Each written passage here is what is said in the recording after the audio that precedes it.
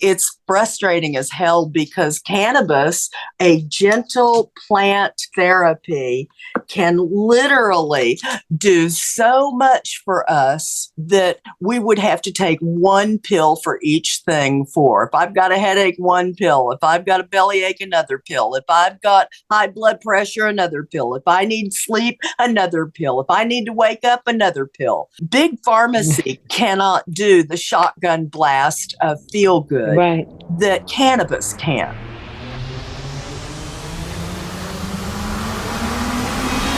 Welcome to Season 6 of the Cannabis Truth Podcast, where we speak the language of cannabis freely and uncensored while educating our audience on safe use of this live plant therapy. You should know what's in your cannabis, what's good and what's not, because cannabis does not come with an FDA stamp of approval, yet. The information you will find here comes straight from scientists and clinicians doing the work and reporting their findings in reputable outlets. Hopefully, we can inspire you to research the facts as we know them today. Cannabis is an amazing alternative in health remedies, with the potential to alleviate typical disease problems and troubling side effects, even those caused by synthetic prescriptions. Here now is the host of the Cannabis Truth Podcast. She is a 21st century cannabis shaman, not a doctor, not a scientist. Raised by nuns and wolves in the verdant cattle pastures of the Oklahoma oil fields, here to amplify the truth of this great big story of cannabis in historical, political, scientific, and spiritual terms, so you can make educated decisions about the medicine you choose to ingest. Please welcome Honey Smith Walls. So, hello, dear audience. Of course, it's just me, Honey, but I want to introduce you to our guest, Barbie Bromberg. And she's down in Georgia right now. And you know how much I love to talk about women in weed. So today, we're kind of scooting around all over the place, but it's a matriarchal session about women leading with empowerment. So welcome, Barbie, to the Cannabis Truth Podcast. Thank you. So delighted to meet you and have you here. Tell us, how is it that you are in the cannabis industry? What you do, where you are, and what's going on? Well, in 1967, my brother brought home a joint from NYU, and the rest was history. I loved pot from the moment I took my first puff. But so my friend Susie Weiner and I are partners with Indigo Farms in California, and we have had tete-a-tetes of smoking and discussing how we could be part of what we thought was the gold rush back in 2016, when we thought it would be federally legalized very shortly. Much to our dismay, it has not been yet, but we're still hopeful. But we have a farm. It's gone through, when California became legal. So it's gone through many iterations and changing every minute, the landscape of it. And it's become more political and tough because there's lots of guardrails they create to keep everything paid for to the government. So we have a legal farm, though, in California, and we grow wonderful outdoor weed, which we love. And honestly, the most important thing to both of us was the quality of our product. We are not rich from this. We certainly haven't. It hasn't been quite what we expected, but we do grow very good pot.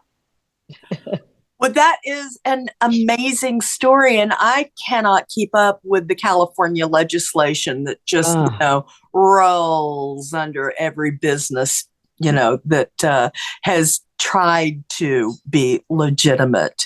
California should be leading the world. It's not really. I'm sorry, Debbie. It's not really California's fault. It's the fact that it's not legalized federally, so we can only sell to people in California. Now, they do have some ridiculous laws, but when you can create abundance of a product and you're limited to where you can sell it, that becomes the bigger problem. So while people on the street pay $350 an ounce for delicious weed, we sell ours. The market right now is only bearing $350 a pound. That's just So crazy. That's just yeah, crazy to hear. $350 for a pound of cannabis. Yeah, isn't it crazy? And then and the people that buy it and multiply their amount, they sell the grams for like $100. It's crazy, the marketing of cannabis in California and other states too. They don't So replicate. how do you survive in this industry, and how do you get your product out? Who can you sell to, if only in California, right? Right. Well, we it would be a landslide kind of business, but because of the prices, it's not. But we're forced in California has the most stringent of all of the rules, as you can imagine. So we have to sell to distributors right now. We're trying to get that changed, having a boutique farm that we could possibly sell ourselves to vendors, but right now we have to sell to a distributor, which makes it a wholesale product when our product is actually a boutique product. So that we're just having problems marketing that way. But when it becomes national, then we have this product grown near Mendocino that's going to be much more sought after, and that's what we're hoping for. We're hoping for the laws to change and it becomes federally. It's just astounding how restricted the cannabis industry is in advertising and marketing and business as a whole. The banking is still all fucked up, and it's amazing. My business has a Latin name, Cannabiverum. It means Cannabis Truth. And I had to give my business a Latin name to get around, to scoot around the stupid banking issues that would not open a business account with the name cannabis in it, even though I didn't touch the plant. I'm just an educator. Right. So we've gotten kicked out of many banks ourselves. So, what we have to do to scoot around these ridiculous legislative, bureaucratic bullshit red tape laws is I hear you. ridiculous, because this is medicine. It is. And that's our main thing. That's what we've always wanted to sell, medicine, because it's so useful, and it's so much more useful than the pharmaceuticals that they're trying to make to match it. It's unmatchable. You can't because pharmaceuticals only deal in one compound at a time. And in the cannabis plant, there are thousands of compounds, hundreds of cannabinoids, hundreds of terpenes, more gobs and gobs of esters and alcohols and all the other compounds in this plant that we don't even know about yet. The science is so new with cannabis. And yet it's the legislators that we have given over the little black bag of our doctors and the authority to. And it's frustrating as hell, because cannabis, a gentle plant therapy, can literally do so much for us that we would have to take one pill for each thing. If I've got a headache, one pill. If I've got a bellyache, another pill. If I've got high blood pressure, another pill. If I need sleep, another pill. If I need to wake up, another pill. And so big pharmacy cannot do the shotgun blast of feel good that cannabis can. Hi, Honey Smith Walls here. I'm host of the Cannabis Truth Podcast, weekly for the past 6 years. But today I'm inviting you to a Facebook group called the Holistic Relief Summit, in hopes that you too will come for the peace and stay for the epiphanies. It's a beautiful space for women to find all kinds of relief from all kinds of suffering. Come join us for free. Well, hello, I'm Dr. Philip Blair, and I want to introduce you to Honey Smith Walls. And she recently had an experience with beta caryophyllene. I was gobsmacked. Absolutely gobsmacked. So I had terrible, terrible arthritis, still do, in my hands and my feet. Have some serious neuropathy in my fingertips that had been awakening me every hour on the hour all night long for months. All I could think about was pain, pain, pain, pain, pain. And so my personality, this girl had completely disappeared. Next thing you know, I find out about your product. Right. And what beta caryophyllene can really do. Within minutes of taking my first dose, I could feel the sadness just lifting. Big pharmacy cannot do the shotgun blast of feel good that cannabis can. And they know that. help elders understand how to use cannabis, not just for the old hippie high that we remember as youngsters, but to help those typical pains that don't really require a doctor dance. Exactly. So, and if you need a doctor dance, there's more of this in science that will help you than what you know about.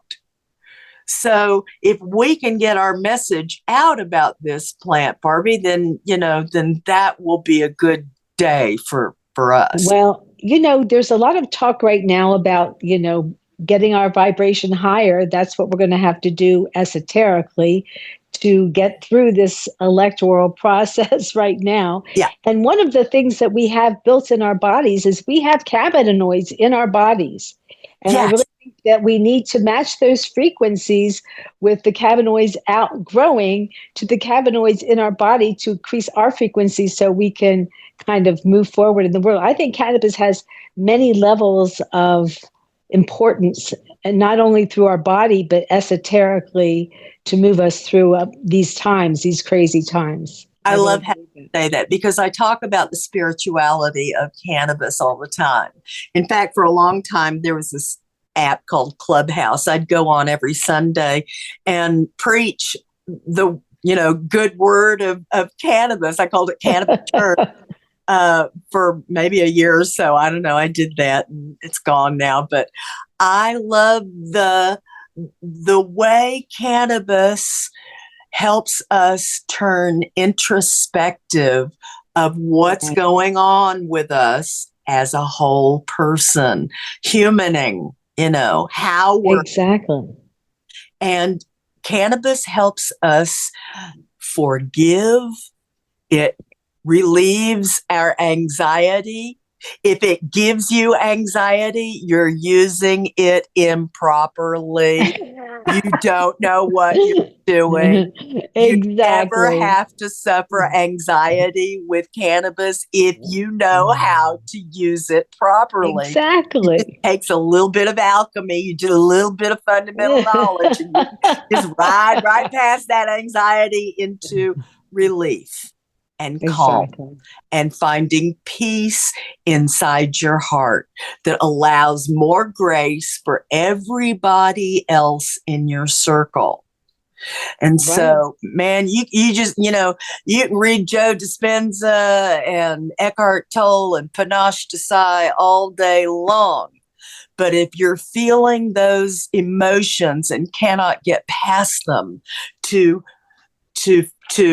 understand what you're being told through thought leadership and thought discipline, cannabis can help you get there. Right. Not to mention that cannabis is natural. It's nature. There it is. How much more getting along with nature can you be than to smoke a joint or be with nature? I'm just saying. Or take a tincture or have a gum. Or whatever. But it's part of nature. So delivery method is, right. Exactly. Not everybody wants to smoke. I'm an old smoker. So, and there's just for you people who don't smoke, who poo-poo smoking, you go ahead and poo-poo smoking. I just want to say it's ritualistic. We get habituated to the beautiful ritual of smoking. And you can liken that to the beautiful traditional ritual in Chinese serving tea, or even, the English serving tea. There is ritual in that, and there is comfort in ritual. So that's why so many of us old hippies enjoy smoking. Yeah. The newer people, newer to cannabis, they do it differently. They do it in drinks, in nanotechnology. Yeah. Do it in tinctures. They dab. Right. So it's a lot of mishigas to me, though, to do that. That's fine. Yeah. I support every way that you can do it. But I'm just saying, it's a lot of stuff where, but I prefer gummies and smoking because they're the easiest. But, I get it that people want to do a lot of ritualistic things and all the dabbing and stuff. It's fun. Yeah. It's fun. Yeah. You can have a little fun with your medicine that makes you feel better. Exactly. And that's not, because usually the connotation of medicine has been a nasty taste. And that's not true of cannabis anymore. Used to be. I mean, it can taste pretty bad if it's not well prepared. So, yes, I guess. Yeah. But getting clean medication is what I'm about, making sure that you read the certificate of analysis, the COA, that third-party lab test that proves there's no contamination in the product that you're about to ingest. And using it smartly. It's not about getting stoned all the time, even though we are stoners. It's about utilizing the product to your advantage. And I'm such a busy woman. I'm producing a book. I'm producing a stage, a forum for global transformational speakers online. I'm producing a weekly podcast. I've got grandkids and a son and, 5 dogs, 2 cats, and I got a lot. So I'm not going to just hang out on the sofa all day long smoking pot. But I need relief for, these old arthritic bones and the neuropathy in my finger and the nausea in my gut from that damn thyroid pill I have to take every morning before I eat anything. And then it takes my appetite away. So now I'm starving all day long because I don't feel like eating from the nausea. Using a little cannabis gets rid of that nausea and lets me nourish myself throughout the day properly. I agree. I use it for nourishment every few hours, like you're supposed to. That's my girl. Right. So you're down in Georgia now, I hear, right?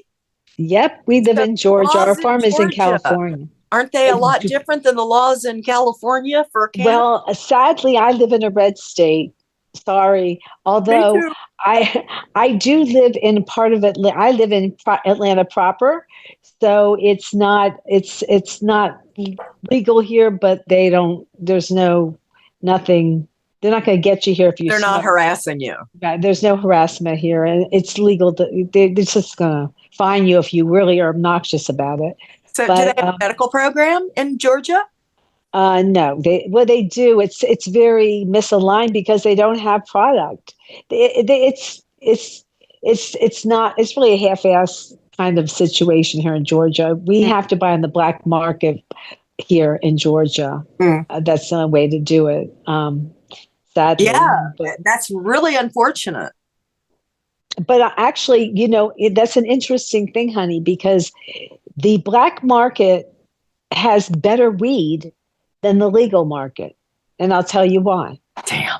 The black market, when guys go purchase the stuff from the farmers, say in California, they get it right. They get it right from the field, and they take it right from the field and they bring it to whatever place they're bringing it. And when you buy it legally in California, it's looked at, it's packaged, it's touched. It by the time a retail situation you get it, sometimes it's old and lackluster. When you're getting it in the black market, they're bringing it right from the source to the source, and people eat it up. So honestly, that's another downside of the legal market. In fact, I was in Jamaica, and I have a connection there, and I went to their farm, and I went to buy their weed, and it was so bad. It was so bad because it was so processed and put in bags. And I called them. I said, "Look, I own a cannabis farm in California. This is not good. I'm paying top dollar for this dried out stuff."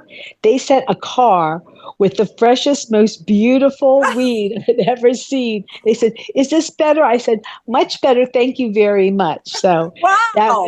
that was a lovely thing. But they said, "Thank you very much for helping us understand the process of what we're doing." And so I was actually helpful to them, because that is a problem buying it in stores. When you go to these dispensaries, it's going through a lot of stuff to get to the dispensary, where in the black market, they go right to the thing, get the weed, bring it back, and divvy it up.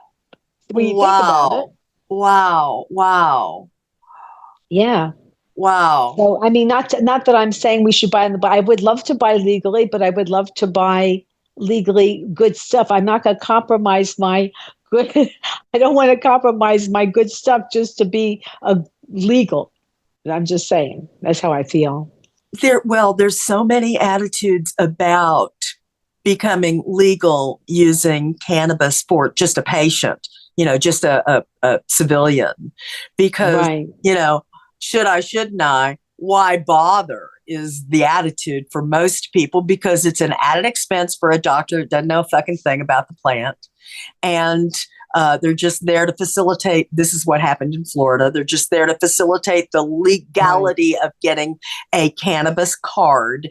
But the legal system did not force the doctors to learn anything more than 4 hours of legal cannabis laws in Florida. Nothing, no science, nothing about the plant were they required to learn before telling a patient of theirs that they, yes, may use cannabis at their own. Right. So that's a doctor's fee that nobody wants to have to pay when they realize doctors don't know a goddamn thing. And that cannabis is the same as California. It's gone through all this craziness to get into that dispensary. And it's not as clean as if you just could sell it from the farm to table. It's not as clean. It's now there are, I would imagine there are some that actually now they have businesses they just do it all, and I guess they have pretty clean stuff, but it's a problem. It's a problem. It's a problem. I really do advocate third-party lab tests for all products the person is going to buy, just to prove there's no fungicides, pesticides, herbicides, heavy metals, molds, mildews, because that's what got me here, was smoking street weed that was contaminated with molds and mildews that damaged my already delicate immune system. I had myalgic encephalomyelitis. And so it's an immune deficiency disorder. And so for 3 years, I was smoking street weed on top of that and losing life, literally. Wow, that's crazy. Stopped doing everything because I had no more energy to lift a fork to my face. My husband fed me often during those days. Wow.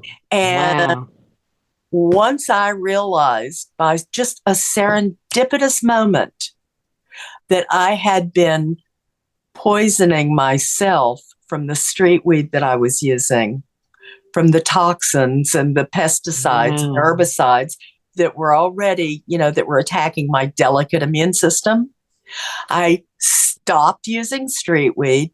I went totally as a medical marijuana patient in Florida, and began using clean clean cannabis from the medical dispensaries.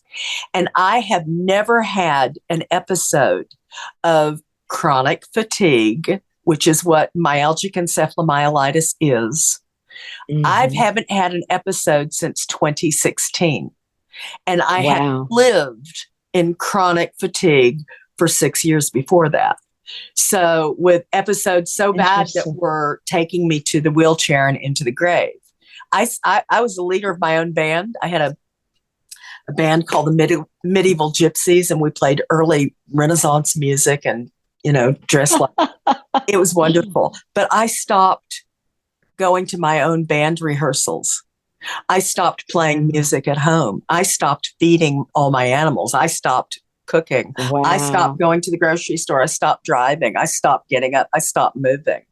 And then muscles start atrophying because you don't move. And so pain comes along with all of that, and the fear and depression of not knowing if you're ever going to come up out of this shit, because you don't see the light of day. You just don't feel like you're ever going to recoup energy again. And you feel like you're heading for the grave. And it's scary as hell. And well, that's the value of that's the good side of the dispensaries, and that lifted me right up out of all of that. There you go. Clean cannabis lifted me. Dirty cannabis put me nearly in the grave. Clean cannabis lifted me up out of all of that shit. Wow. So I didn't go to the doctors couldn't figure out what was wrong with me. Of course, back then I never admitted that I smoked pot, and they never tested me for it because they never thought. But, they couldn't figure out what was wrong with me.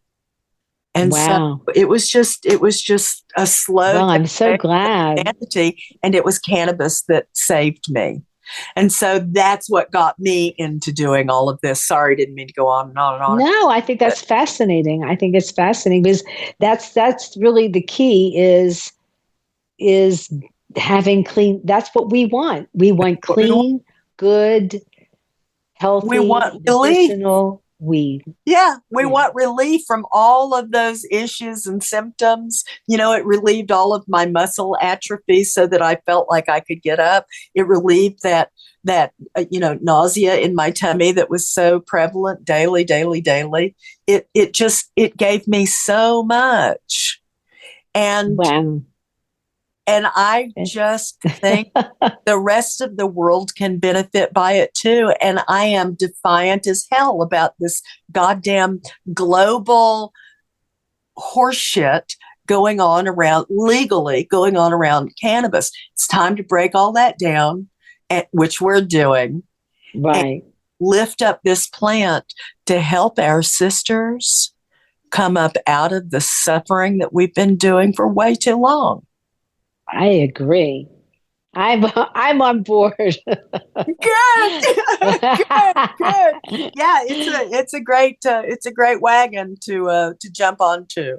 I feel so lifted in this past year by this growing network of women. It's not just the one that I found. It's out there globally, right?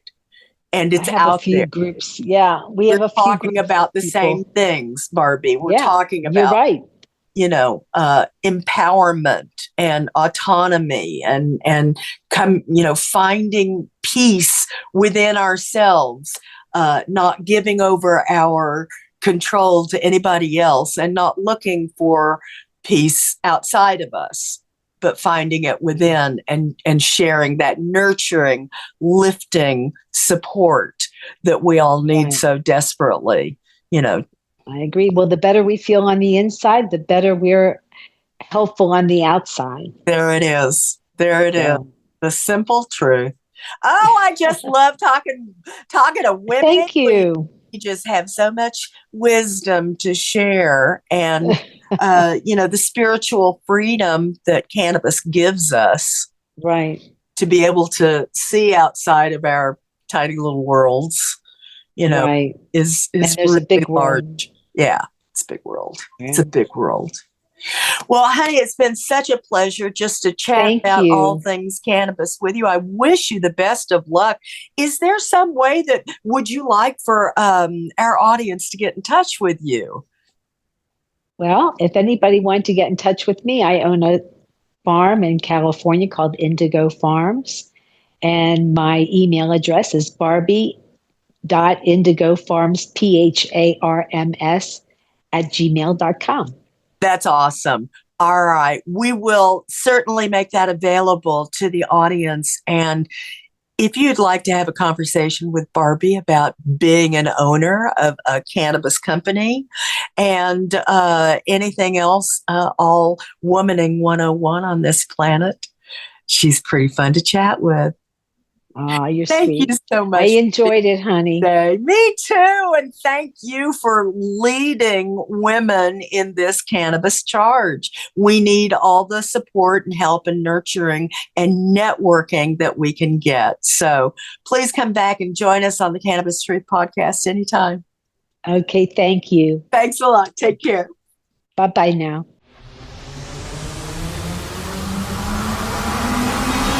You've been listening to another Cannabis Truth Podcast with 21st century cannabis shaman Honey Smith Walls. Using cannabis mindfully as medication is a different concept in Western healthcare philosophy, specifically over the past century. There's a lot to learn and reconsider. The scientific truth of cannabis is finally getting out and is wide open for all to see at respected medical sites like the National Library of Medicine at pubmed.gov and the Journal of American Medical Association at JAMAnetwork.com. We here at the Cannabis Truth Podcast are right there in the thick of it, alongside the titans of medicine, as a fly on the wall. We are not doctors, nor did we go to medical school, but we have taken dozens of private cannabis courses and still engage in continuing education offered by expert cannabis scientists. Over the past few years, we slowly began to see and understand the bigger picture. Now we hear from people all day long about cannabis. It is so important to use verifiably safe products. The process of getting a diagnosis from your family doctor and taking your records to a cannabis specialist can lead you to the correct cannabinoid therapy for your specific issues. Otherwise, you're simply your own guinea pig looking for answers without the foundational knowledge or ability to determine your best strategy. To find a qualified cannabis expert in your area, visit cannabisclinicians.org. This is a national society of cannabis experts. Look for the link in the show notes. Unless otherwise proven by a reputable third-party lab test, please regard all street weed as contaminated. It may do grave harm to a patient with a delicate immune system who already has inflammatory issues like arthritis, IBS, fibromyalgia, or worse. Thank you so much for your time today. I hope you find value and understanding through the conversations you've heard on this podcast.